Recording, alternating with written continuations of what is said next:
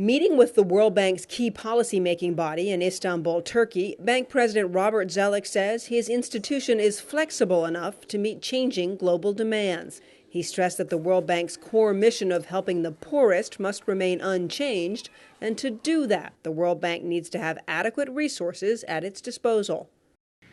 And I pointed out that while we're in a position to lean forward now, that as we start to get towards the middle of next year, we're going to start to face some serious constraints, and we'd have to ration and obviously focus on the lowest income countries.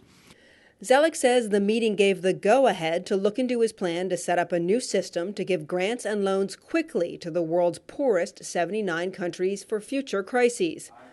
And he backed the setting up of a new trust fund in the wake of international pledges for a $20 billion food and agriculture initiative.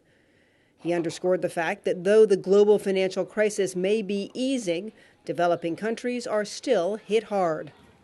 There are many risks out there. These include growing unemployment lines, rising protectionism, and still large output gaps. The global economy could still suffer a setback, not least in 2010, when governments plan to withdraw much of their economic stimulus, and debt rollovers could be combined with a rise in interest rates. The World Bank committed almost $60 billion last year to help developing countries cope with the financial crisis, a record high.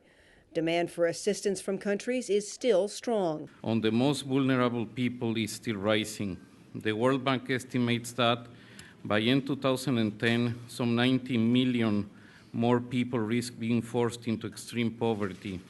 World Bank leaders pledged to broaden the institution's decision-making by shifting at least 3% of voting power to developing countries. That will give them 47% of the vote, almost an exact balance with developed countries.